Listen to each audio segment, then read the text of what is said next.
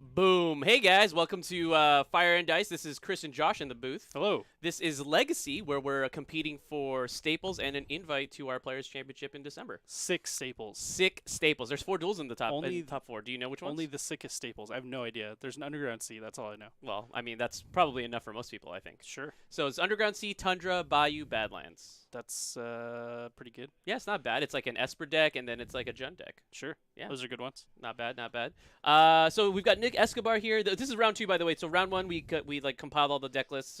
Unfortunately, not everyone submitted them online, so that's Wow. that kind of threw a kink in the process a little bit. Yeah, shout outs to the Shoutouts to the 40 people who plus- didn't submit deck lists. the 40 plus players that did not submit deck lists. Nick Escobar is going to be playing Enchantress, Jayce Couplin on lands. Now, if you are on our Twitch, obviously which you're watching from right now, you should be able to see their deck lists on screen. I'm actually going to take a look at myself just to make sure that everything is working correctly. Why did it say change the battery? Oh, wow. Why did it say change the battery? That's weird. That should not be happening. What battery? Yeah. That's from the camera. I'll take a look at that at the beginning of the next round. Wow, that was a sick overlay. I mean, totally on purpose. So we've got Nick Escobar on Enchantress. Exactly. Which is a deck you don't see that often, but one you see Nick always play. Yeah, Nick is well known for playing this deck. He was previously just like a dredge dude, like that's all he would play necessarily, and then now he's only an Enchantress dude. So both of these players, familiar with Legacy. I mean, they've been playing for quite a while, and as I mentioned earlier, Cardboard Live is supporting the stream a little bit. So if you take a look at the deck lists on your left and right hand side, they'll pop out if you click the magic cards next to each player's name. Pretty sweet. The interlay or overlay, I'm sorry, is certainly doing everyone some favors now, so we can follow along easily with them.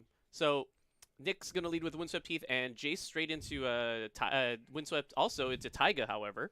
What? And he's on the lands versus Enchantress. I mean, I'm not super familiar with like the matchup, but these decks seem to be for the most part just like kind of two ships, passing each other in the night. Yeah, not a ton of interaction, at least in the main deck, I would think. No, not too much. How? Oh, I see. What's up? No. I thought that was a loam that he had put into play for some reason. Oh no, That's just a yield exploration. Yeah. So the thing about like the arts on those particular cards, Life from the Loam and Exploration, is like the newer arts look alike. Yeah. But the older arts do not. Yeah. So it's like, if you have the newer versions, I can see that being kind of an easy slip up. So not something you see every day in Legacy, where one person fetches a Taiga and then the other person also fetches a Taiga. That's like very very uncommon. And while Nick correctly identifying the matchup, he's like, yeah, Recipes is probably going to be good enough here. So let's just go ahead and get that in play. Now, that doesn't necessarily stop Jayce from being able to combo off, right? But it does make it more difficult. Sure. I mean, that's... Does that prevent the trigger from Dark Depths? Nope. Oh, okay. No, it's just Dark Depths is a leaf. So you just sack the Dark Depths and then the creature comes into play. I mean, so like Jayce is assembling it, at a better rate than most decks would normally be able to. But because he doesn't have access to Life from the Loam at the moment, he's not going to be able to grind it out. But he does have crop rotation, which means he does have crop rotation in his hand, which means he can assemble his combo here. Yes. If Nick has zero way to interact, then Zero has zero way to interact. Sure. So we're gonna crop rotation the Ghost Quarter. It looks like. Yep. So those are exiled, and we'll go get our Dark Depths. And I think being Legacy. I mean, if you guys can check right now, I believe Nick does have Swords to Plowshare, but not in the main. Oh, really? Let's double check. Yeah. So he has nothing in the main for this. Well, that's not. Oh, no, he does. He has 3 Swords to Plowshare. So if he has a Swords to Plowshares here, he actually is in pretty decent shape. But I can't see his hand. There is a chance that he has it. So make a copy. Dark Depths. Sure, that's all good. This is going to the bin. I'm going to get a 20/20. And so Jayce, and at this point, if Nick does have the Swords to Plowshare, this is actually going to be he'll reasonable. be in pretty good shape. Yeah. I mean, Jayce will be down several cards. and he does not have He it. does not have the sword. So he does have 3 main deck swords. Legacy. And then out of out of the sideboard, he's gonna get a little bit more. I'm gonna go over the sideboard really quickly. I know everyone at home has it, but we forgot our deck lists out on the tournament floor, unfortunately. Wow. And sure. I didn't forget anything. I always remember. Always remember. So out of Nick's sideboard, he's gonna have Gaddock Tea, Containment Priest, Reclamation Sage, and then he's gonna have Karmic Justice, Leyline of the Void, Leyline of Sanctity, Choke, Stony Silence, Humility, Carpet of Flowers. So these all seem sort of reasonable. Like I like, for sure, I like Reclamation Sage. I don't mind Humility. It's a little slow, but you know, in this deck you can power it out fairly early. Sure. And I think that's pretty much it, though. It doesn't sound like he has a lot in particular for this matchup. No, not in particular for this matchup. And then let's take a look at Jayce's sideboard. Certainly wants to bring in those Crescent Grips. Yeah, if he had like him, a no-brainer. Yeah, if he had him, right. But so Tireless Tracker to start off, we've got 3 Tireless Tracker, 4 Sphere of Resistance, 3 Leyline of the Void, 1 Molten Vortex, and 4 Corrosion Grip. That's Jayce's sideboard. And yeah, like you said, Corrosion Grip is exceedingly excellent in this matchup. So Corrosion Grip's going to be great. Molten Vortex probably don't need it. Like, you probably have enough win cons. You don't need another way to like grind the matchup. It looks like you convinced him. Oh, I did. He's bringing it in. Well, he had it in, and then he was bringing it out. Oh yeah, I think literally as you said that. You probably don't need to. I think he has one in the main, is why. No, it wasn't from the board. Oh, okay. Well, he does have one in the main, so maybe he just like, oh, I'm fine with one. I don't mind Tireless Tracker, but it's like another lightning rod for Swords to Plowshares, and then also it's just a good card advantage engine. So. It lets you get around those sort of early rest in peace. Graveyard exile. Exactly. So like it does help you defeat some of like the early sideboard options, of course, and the Graveyard Hate can be kind of problematic. But as we saw there, even the turn 2 rest in peace didn't do anything against lands there. Sure. I mean, exploration's a big deal. Yeah, it can certainly slow you down if you're on the like loam plan. But it just happened that Jayce had the sort of perfects there for. To get around the rest in peace. He was turn 2ing that regardless. Yeah, absolutely. So, I think in this particular matchup, Nick is going to be kind of on the back foot pretty much the first couple turns. He's just going to need to be posturing and needing to deal with, like, whether it's enchantments or the graveyard that Jayce is trying to, like, exploit. He's going to need to like jockey for position against those, and then he can kind of like go into the mid game with some of his more powerful cards, like Sarah Sanctum and a bunch of his Enchantresses. But he does need to get past the 3rd or 4th turn. Yeah, in order for those to kind of become valid. The Enchantress deck definitely needs a minute to set up. Yeah, and it's also not like one of those decks that like once it sets up. It's unstoppable. Unfortunately, It's very stoppable. The nature of the deck is that it's at the mercy of its Enchantress draws, right? And if you have multiple Enchantresses, it makes it easier, but it's still not foolproof. Like, you need to be able to net mana plus also draw relevant cards. So is the Helm the only kill, or is Helm is the only kill in the main deck? Out of the sideboard as well. Helm is the only kill. I don't think he has. I have to double check now. I don't think he has like a Eldrazi or anything. Sure. Fairly certain, at least. Yeah, I'm not super familiar with the Enchantress deck. Never mind. Okay. He does have one. He has Emrakul. So given the fact that he has a ton of mana available to him with Sarah Sanctum, he can cast an Emrakul. It's usually like plan B or C. The Helm of Obedience is definitely the main kill for sure. Mm-hmm. Let's see. And the Helm kill actually loses to Corrosion Grip, so not really. So it's kind of like he has to kind of play with that in mind as well. Does it lose to Corrosion Grip? Does he only have one Helm? He only has one Helm. Oh wow. Yeah. So he needs to. He has 2 rest in peace, but it's like if you lose your Helm, there's not really a point. I guess it doesn't matter. Because you definitely have to grip the rest in peace, because if you Helm and then you grip the Helm while the trigger's on the stack, it doesn't matter. Yeah, that doesn't matter. Yeah. So we're gonna move into game number 2 here, and I just want to remind everyone this is our Legacy Staples tournament. If you're joining us, from wherever you are, thank you so much. People are playing for not only Legacy Staples, of course, but they're also playing for an invite to our Players Championship in December. Wow. Yeah, pretty Tell sweet. us about that. Tell us about the Players Championship. Players Championship is qualifies only. It qualifies only 20 people. and there are only 4 direct invites, one of which is being offered today. We take the top 16 in point earners for the entire year, and then 4 people, regardless of whatever the points they would normally have earned, they just automatically get to go to the Players Championship. Wow. And one of those people will be queuing today. Such value. It's really good value, yeah. I mean, besides the fact that it's a marquee tournament featuring legacy staples. Oh man, Nick going to 5 here. It's not looking good. Besides the fact that it's like a large tournament that we offer on a monthly basis, it's also extremely relevant for those who want to make it to the Players Championship, but don't necessarily have the time to grind out for the top 16. Like we did the math last year, we have over 500 unique players that come into the store on a yearly basis.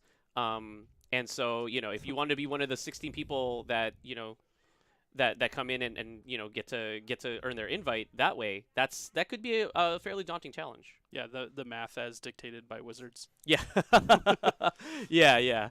It is it's quite a lot. I actually I knew that number before Wizards told me that number because we just keep track through the points, Sure. So but now you extra have to know. But now I extra have to remember and pay attention. Sure. Yeah, that new system started, I believe. Oh no, it's starting soon. It's starting with War. So a good start from Jayce here with another exploration turn 1, and Nick on double forest with a Argothian Enchantress. Yeah. Yeah. So Jayce with an Explorer here spells pretty good. I mean this looks pretty good for him. I mean, this is actually a fine start from Nick, even after his Mold of 5. If he's able to follow up with some kind of enchantment to start generating some card advantage, he'll be back in it.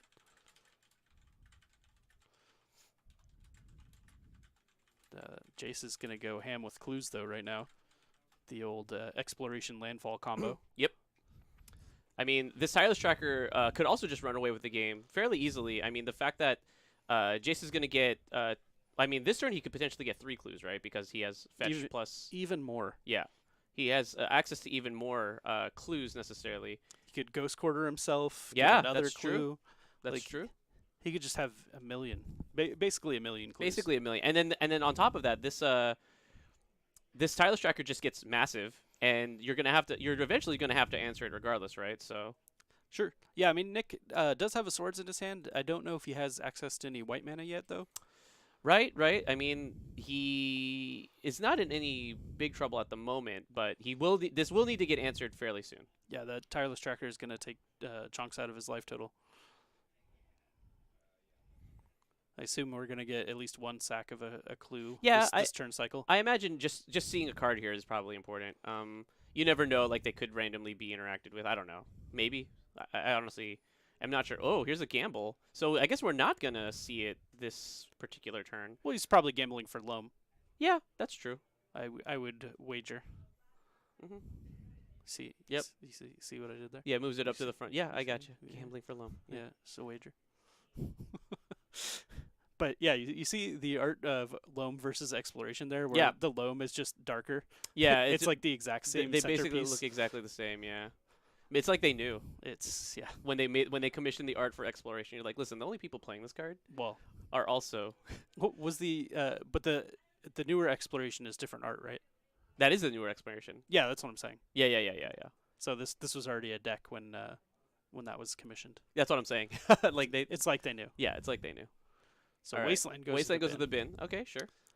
So Jayce will be left with a loam and some other card in his hand. Some other card we don't know quite yet. So I think it was another land, but I didn't catch which one. Sure. Yeah, it's a grove.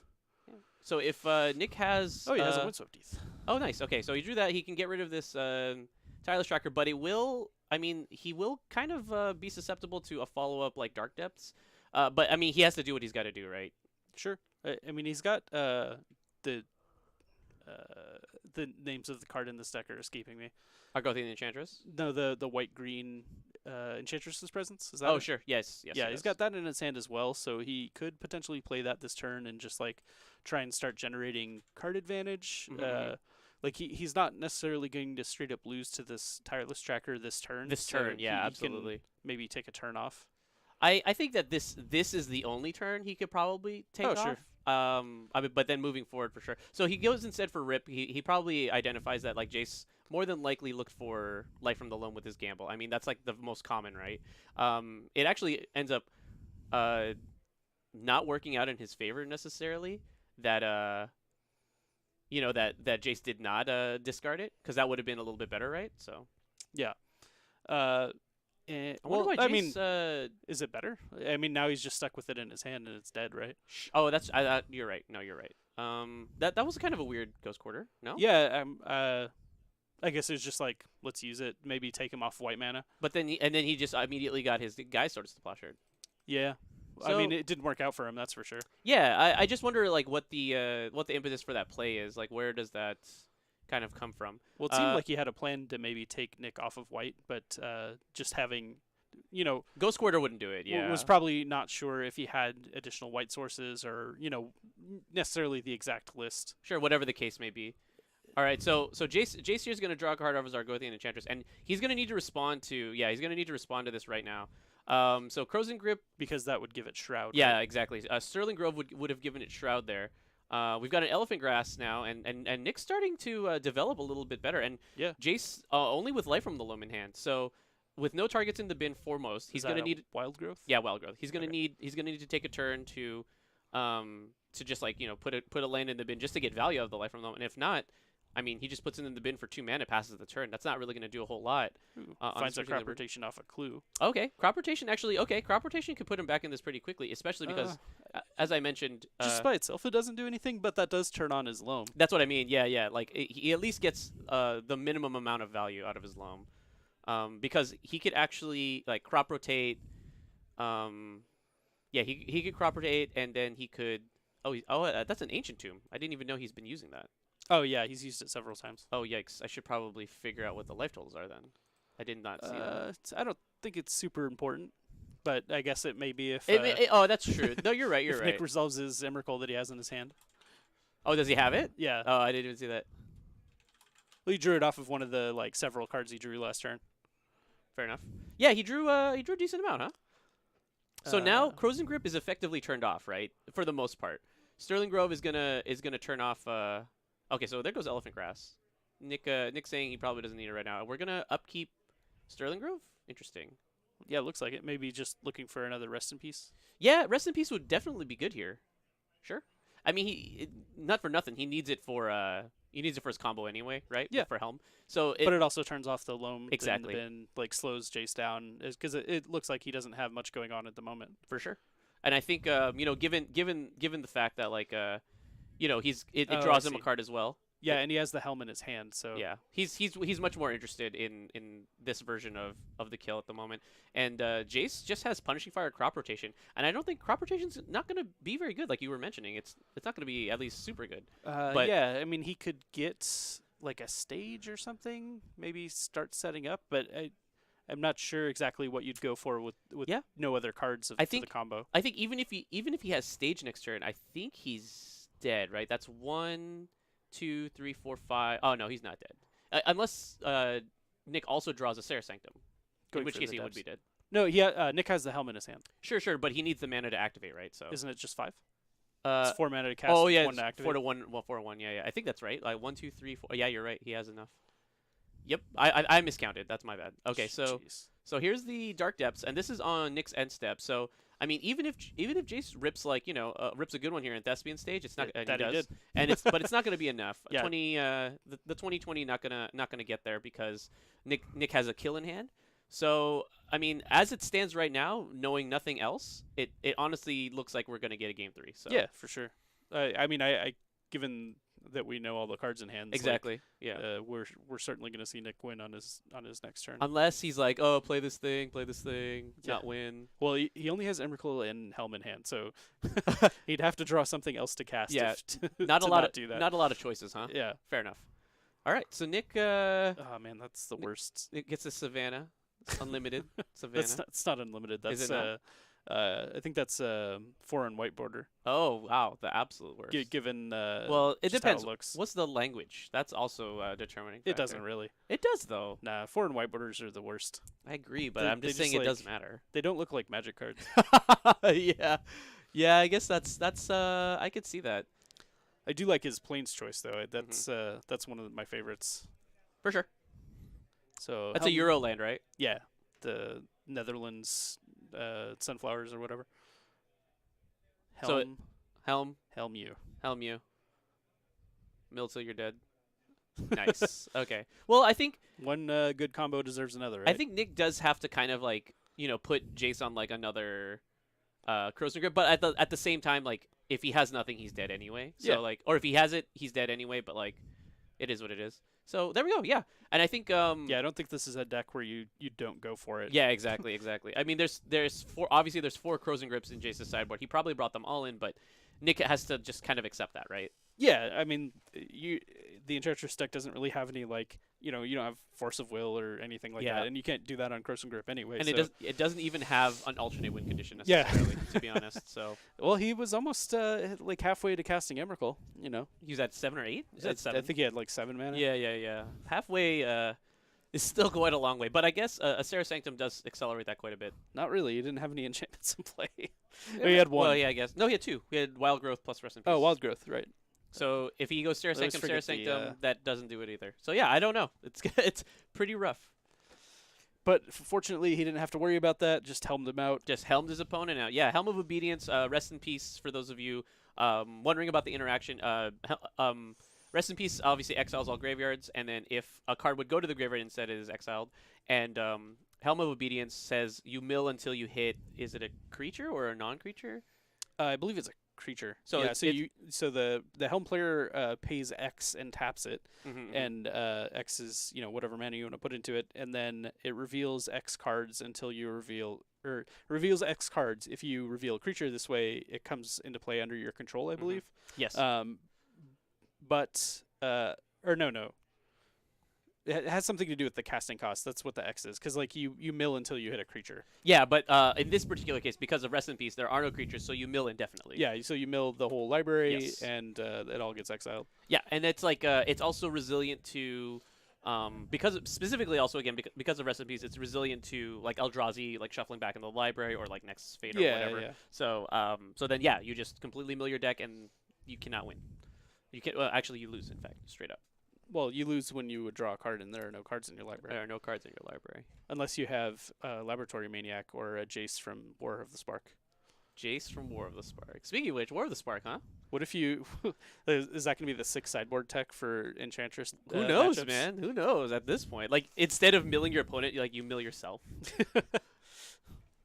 Like, what if they have Leyline of Sanctity, dude? I don't even know. Does anybody play that in Legacy? I mean, yeah. Enchantress decks? It's literally in Enchantress, I think. So funnily enough, right? But yeah. Is there any Legacy Boggles? Legacy Boggles? No, not that I know of. And I'm sorry, in Legacy it would be called Blouses.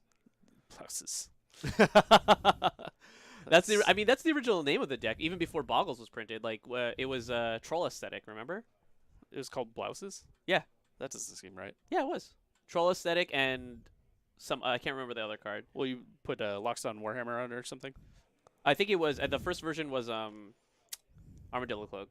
Okay. Yeah. Sounds good. Same thing, right? So yeah, because it was because of Troll Shroud, right? And then you put Blouses on trolls. Since what? Yeah, that's what it was. That's what it's from. You look it up, dude. Why do you put Blouses on trolls? It's supposed to be the joke. Okay. Because they're fancy.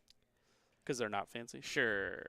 Because the reason I'm questioning it is because obviously Blouses is from the very funny and famous comedy sketch from Dave Chappelle. Of course, yeah. Where he was playing Prince. Yes. But that was long after Troll Aesthetic was printed. Or did he make that?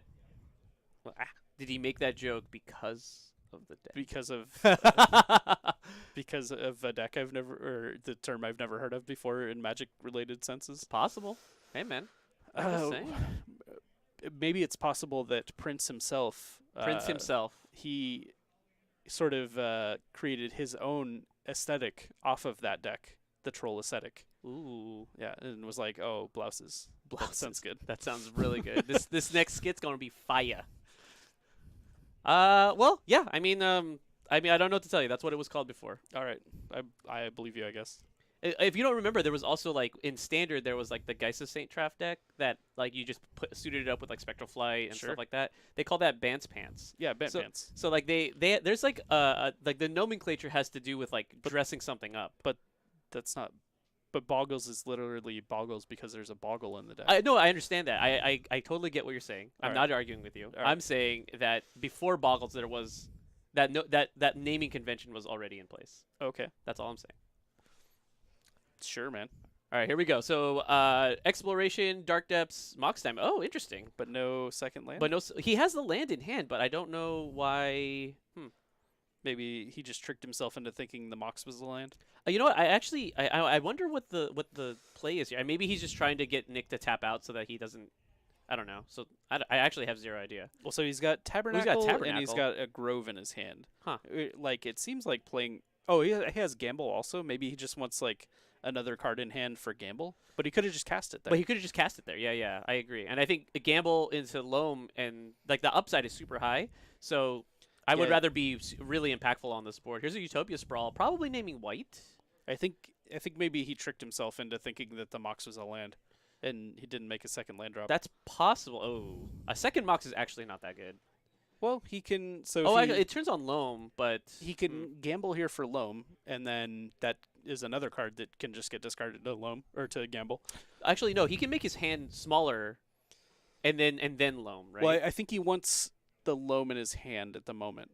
Interesting. Maybe he's just thinking he's going to gamble for a stage here, and just get the quick combo. Yeah, it looks like that's what it was. Just get the 2020 going. Yeah, it looks like he was just like, I'm gonna hold cards in my hand, so I'm less likely to discard this stage because he maybe feels like a quick kill is best. Yeah, because Nick's deck is, if not resilient, it does get to see a lot more of its deck than Jayce does, right? So, and besides the fact that the main kill con involves Rest in Peace, Jayce's like kind of way to like grind into his combo is not reliable. For sure. I gotta say, I know that they reprinted these cards so that people would have better access to them, but I really wish people wouldn't play the new prints. Oh, there goes the stage. Man, it's Jared Ellis luck in here. So unlucky. Or is Nick lucky? It's one or the other. I think it's Jared Ellis luck. Jared Ellis luck. So Tabernacle actually doesn't do anything at all on this board. It doesn't even tap for mana. So it is just randomly print. Like it's just a land with a text box essentially. Yeah, but I mean it restricts Nick on mana if he plays his Enchantresses. Sure. And he'll have to pay 1 for that Emrakul when he casts it. All right, so there's an Argothian Enchantress, and I think we're going to get at least one play here. Wild Growth or Sprawl. Or Utopia Sprawl. So there's a Sprawl. Draw a card here. And, there's a Blood Moon. Blood Moon is actually very, very hot. Yeah. That's fancy. So, like, the Enchantress is a cast trigger. So absolutely, yeah. It you get to decide after you draw your card. Mm-hmm. And so Jayce actually drew another gamble. Loam it. I don't know about Loam. I actually like the idea of Thespian Stage again. You definitely get. There's a stage in your yard. Oh, there's a stage in your yard. That's right. So he if he gets lucky and hits the, the 50%er. Yep. He can just loam back the stage either way. But dude, what if he doesn't get lucky? Are there ghosts? Like he just got unlucky. Are we getting ghosted right now? I think we're getting ghosted. The lights are flickering in our in the broadcast booth. room. Yeah. So did he get loam? I didn't see. I actually did not see either, unfortunately. It just went face down. So. Chad, help us out. Yeah. If Chad could let us know exactly what he got. I guess we'll see in a second. We're about to see in a minute, but yeah. Just a little bit more participation. All right, odds evens. Boom. So, oh my goodness, just like the unluckiest. But I guess, so Nick, let's see. Well, Nick has to, do something about that this turn, well, or he's getting set up for a combo. Well, he doesn't. So Jayce doesn't have a Frozen Grip in hand. Yeah. And he's gonna be able to Blood Moon here, right? So, he's in a decent spot. So he Blood Moons, his lands still tap for whatever mana he needs them to tap for. That makes the Sprawl fall off, right, though? It does, yeah, it will make the Sprawl. He doesn't go for it. Interesting. Yeah, that's... I guess he has multiple swords, so he can just hold those up. Maybe he's just valuing his Sprawls. I mean, it's honestly, it's possible, at minimum, it's possible that he just lets Jayce go for it anyway, and then he'll Blood Moon after Jayce, like, sacks a couple lands or whatever. I mean, that's not necessarily like great, but it's something. Yeah, I mean, oh, okay. So he's gonna lose a Sprawl anyway. So, yeah, I guess that was known information though. That wasteland was already in the yard. yeah, true. Now So he's just down on mana for no reason. and Jayce actually can't activate this turn anyway. So this is a decent turn to. Huh. Oh, but Jayce has access to his green still with Mox Diamond. So this is actually a weird spot. I'm not quite sure what Nick should do here. Yeah, well, with the no cast of the Blood Moon last turn, he is kind of like he's definitely more restricted this turn. Mm-hmm. He draws a Sanctum, but if that sprawl's not on red, he's not able to cast that Blood Moon. Yeah, agreed. I'm not 100% sure myself. I mean, again, Jayce can't activate this turn anyway, so I think maybe Nick is just off of the Blood Moon plan. He was like, and he'd already committed himself to that. Well, yeah, I mean, he's getting super punished for it though. I agree. Because now Jayce is gonna loan back this wasteland again and get a Sanctum and just further restrict him on mana and get further and further ahead. Yeah, and it's really starting to wear down on Jayce. I mean, there is a world where Jayce doesn't even waste, but I mean, it's a small world. Yeah, No, I don't think there's any world where he doesn't do that. Interesting that he still refuses to play this Mox Diamond. I actually Oh yeah, playing much that prefer. is Yeah, probably better than just playing the playing a land fetch there. Yeah, for sure. So Elephant Grass comes into play here. We've got an additional mana floating, and I think we're making a 20/20 this turn, right? So I think Nick is? Oh no, Elephant Grass. So Elephant Grass is going to buy him a turn. Yeah, I think the no play of the Blood Moon there is the sort of defining point of the game right now. Someone in chat is actually mentioning at the moment that he didn't want to. He was playing around crop rotation. So if he taps out for Blood Moon there, Jayce can go for the combo with a crop rotation. But he had more mana. Yeah, exactly. That's kind of what I was is what I'm leaning towards as well.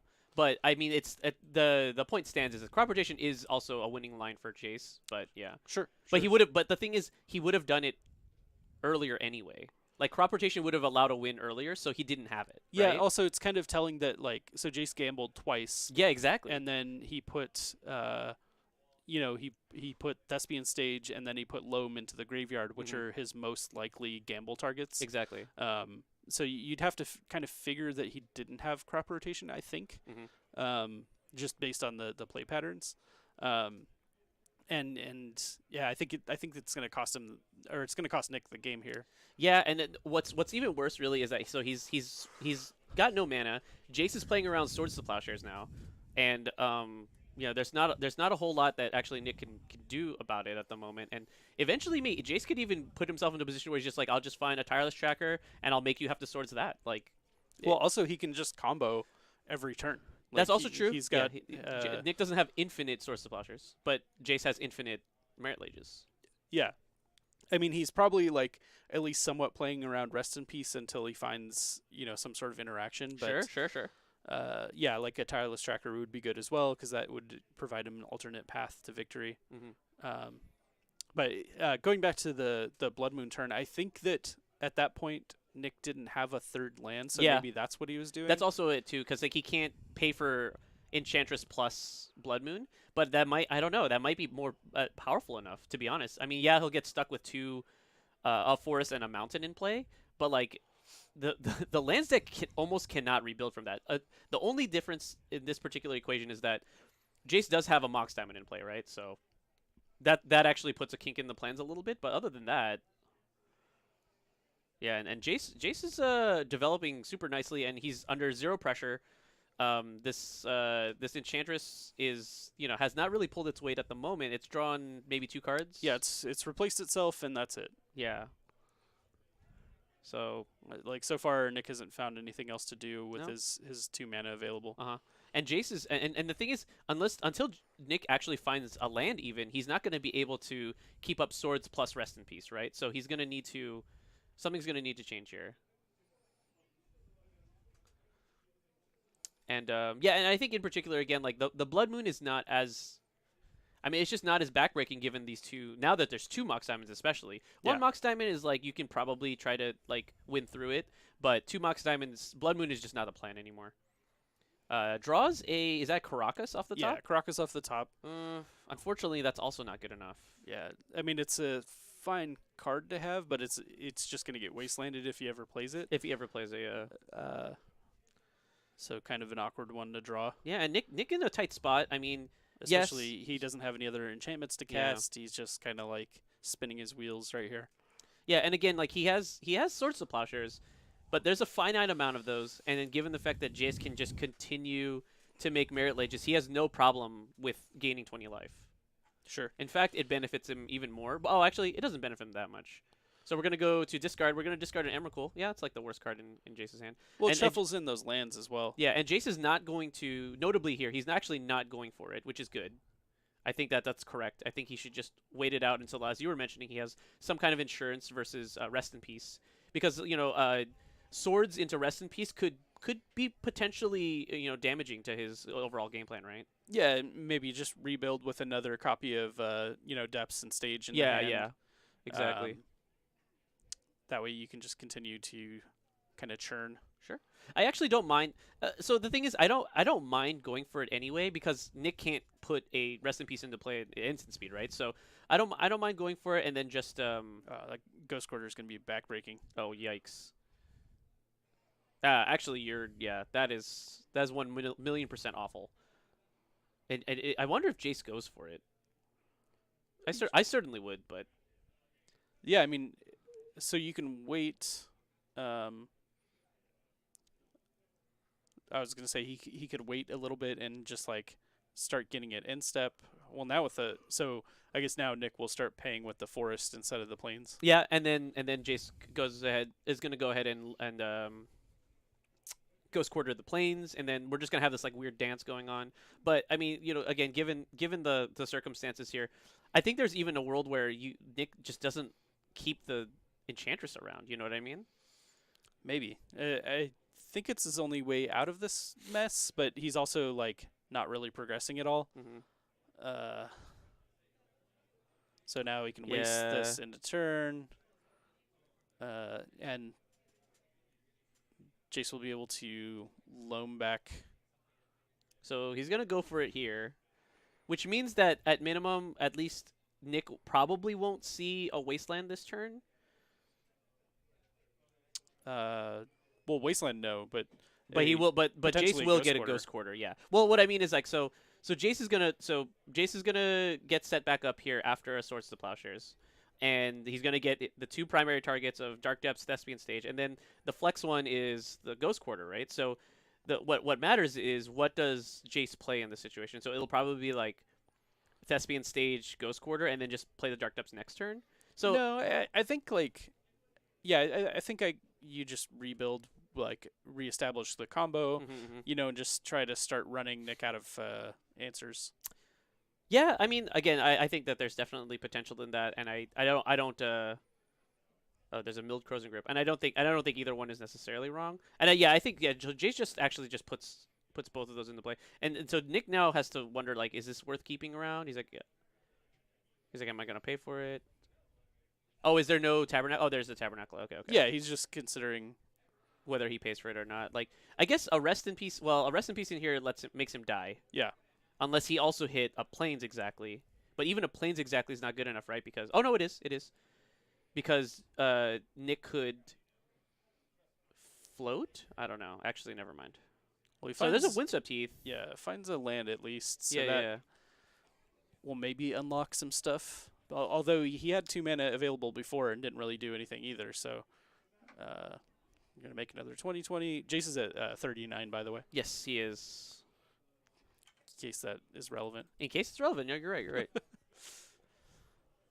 So Jayce getting back Life from the Loam. We've got another Swords to Plowshares, and I wonder if.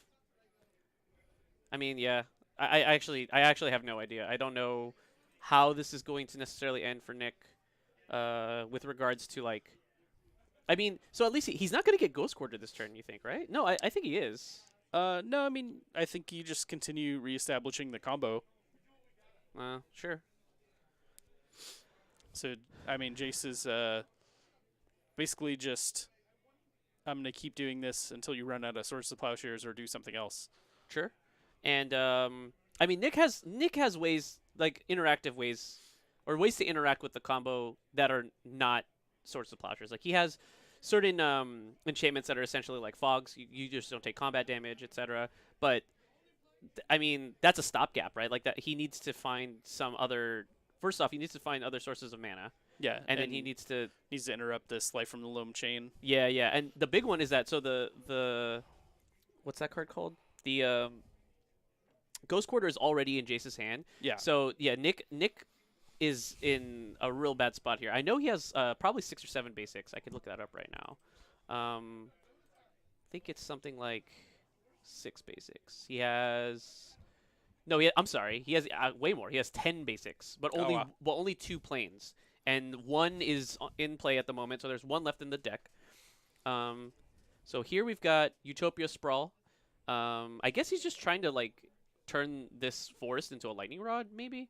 I have no idea, actually. So what does Utopia Sprawl name here? Probably names red. Might name white. Yeah, red or white. I mean, I don't know. Blood Moon's definitely not going to do anything anymore. No, it does, but I guess it does less. And in particular, it just doesn't turn off Loam. But it does mean that Jayce will need a Crow's Grip at some point in time, if he wants to continue doing this. So Tabernacle triggered. I don't pay for it. Merit Lage does not get destroyed. It is indestructible. What a boss. Yeah, I mean that's like look at these these interactions with.